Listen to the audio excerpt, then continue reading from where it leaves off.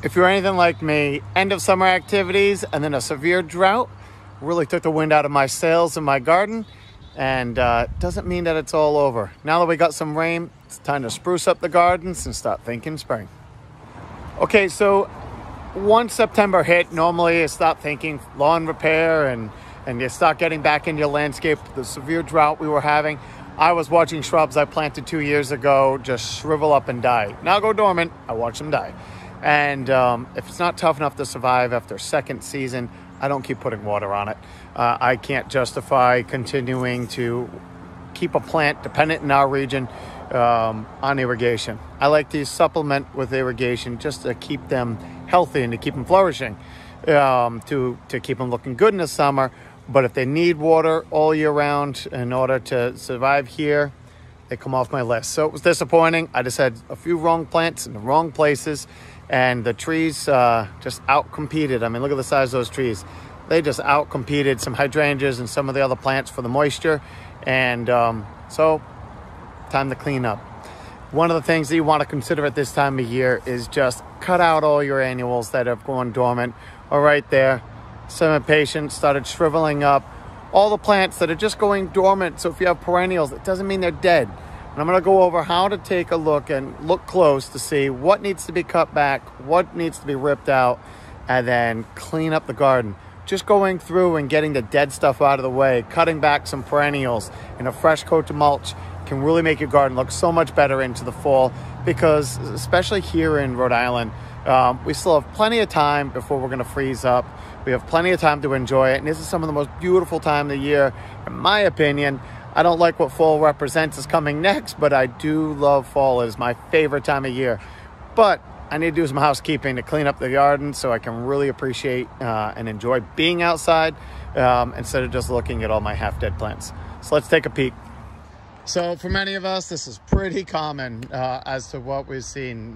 Once the end of summer hit and August started coming in, I thought the rain was coming back, but then it didn't. Got a handful of storms. It was just enough to knock some of my big annuals down and start crippling things. But this garden does not mean that it's time to get rid of it all and just abandon it or to stare at it. So any annuals or any flowers that you planted that were just annuals that were intended to come back, that are not going to come back next year, by no means, these are all coming out now. The cool nights are shutting impatiens right down, and you can see where, I might not be able to see it, but a lot of these perennials, this is what you're looking for. This plant shriveling up, going dormant, but right at the base, you see all next year's growth and all such a new growth down at the bottom. That's a very telltale sign that if you do not know whether your plant is an annual or perennial, perennials coming back year after year, annuals die and come back maybe from seed. But if you don't know whether a plant is an annual or perennial, you can see the difference. This is an impatient, doesn't like the cold nights, but any buds, and it's trying to flush out, but it's evenly distributed amongst the whole plant. And I know I planted these and they're just an annual and gonna die.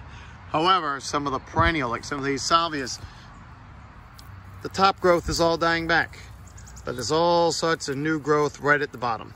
So that tells me that this is most likely a perennial. And so that's really what you're looking for.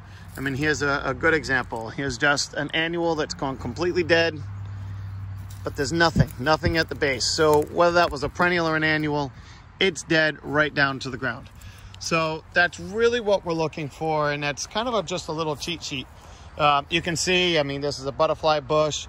It held on all summer long, but it started just dropping leaves because we got so dry. That's a plant's natural defense mechanism, especially shrubs that are going to grow year after year. But this is one plant that once we got the rain, it's trying to flush back out. It's not going to do a whole lot this year, but this is a woody shrub and it's just a baby. But it survived, it handled the drought, so I know it's a good pick. But it's kind of ugly. So what I'm gonna do is I'm just gonna trim it back, clean up the bed, hide all the irrigation, get everything set back together, and just start cleaning up some of the plants. Okay, so if you have a shrub that is completely brown and all sticks. I want to show you up and close a little trick I do to determine whether it's dead and needs to come out or whether it just went dormant, because like I mentioned, that's happening all over the place. I was just watching leaves just drop off of shrubs, and it would surprise me because they're usually very hardy shrubs. That was really my warning sign as to how dry we really had gotten. And so, but look at this little trick, and it can save you from ripping out a plant that's gonna come out just fine next season, and it's worth just looking at sticks for the end of the season. Okay, so here I have 3 hydrangeas. A limelight, I can't remember the varieties on these, but they're just sticks. Look completely dead, but here's the difference. I come up to this one. Now this one always struggled being closer to the big trees, but if I come here and scrape the bark, you want to just rub your fingernails or take a little scrape, you can see it's just all brown. No matter where I do that amongst the tree, it's just all brown.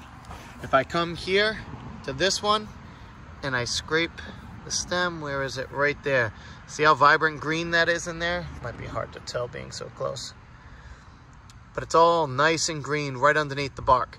Now the plant won't like that, but it won't die from that. Just try not to scrape into the green. But that's the biggest trick on both of them. So if you come to both of these, this hydrangea, it's all nice and green in there. And so these 2 are worthwhile, in my opinion, looking like sticks because they're gonna bud up and they're most likely gonna just bounce back.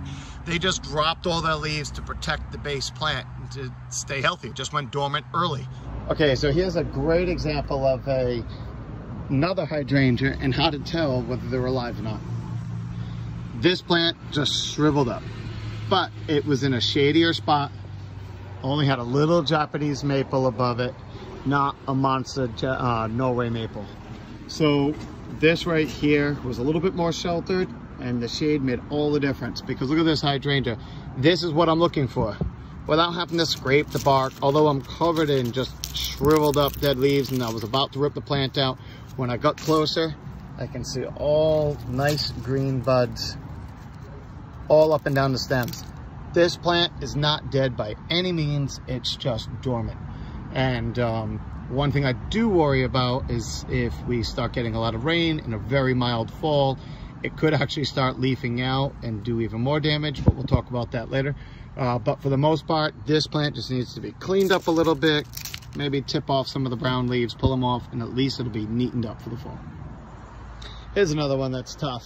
During one of those big storms that came through, these I guess actually knocked over and got bare rooted, flipped up, propped them up, went through, staked them up for a while, but they were in full bloom. My pollinators, the bees were all over it, so I left it for the season, just flopped over because it was handling it just fine. But then those last 2-3 weeks of the drought, it just really started getting crispy. So I chalked it off as dead, but this is pretty common for a lot of plants. Looking around, really not a whole lot of signs of life on any of the stem itself. But again, when I get down to the very bottom, it's all little buds right in here, just really fleshing out. This is a tremendously strong plant, probably one of the longest blooming flowering plants I deal with. And as I look a little bit closer, even coming up one of the stems, you can see a little bit of signs of life in there. So this is by no means a dead perennial. What really looks ugly is making the bed look worse than it is. But I'm just gonna come down here to the brown and just nip it all off right here. And now that we've got moisture in the ground, I tend to think I'm gonna start seeing a bunch of little buds in here. I'm really not looking to stimulate growth at this time of year, but I'm gonna cut it back, let nature run its course. Luke has been on notice to keep his chickens out of the flower bed, so all this is gonna get smoothed up and actually put soil around the base of these plants. And if you can see him at all, it's hard to tell, but the whole garden does this. These poor perennials had an uphill battle because with there being no moisture in here, the little bit of moisture we were giving with the soaker hoses, the chickens were just taking advantage of it and just digging up everything. So, and they went right to the roots of all the plants, and sure enough, the poor plants just got it coming and going. No moisture, roots being dug up. So even though there's a lot of really tough plants in here, they just had an uphill battle with this drought. Okay, so this is an example of one thing I'm trying to do.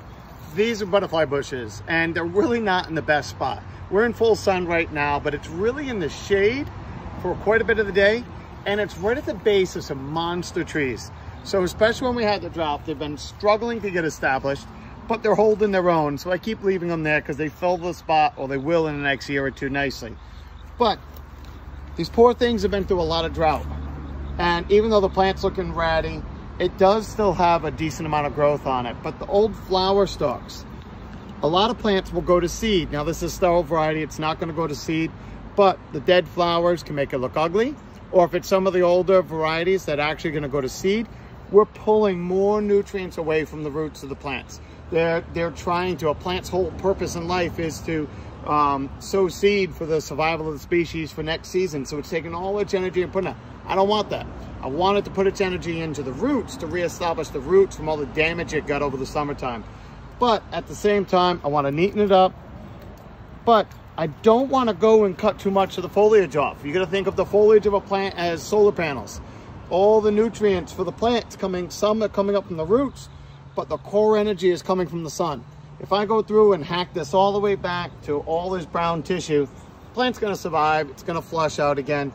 But these next few weeks, I look at it as important of getting as much energy back into the roots and to reestablish some roots before winter sets in after that drought.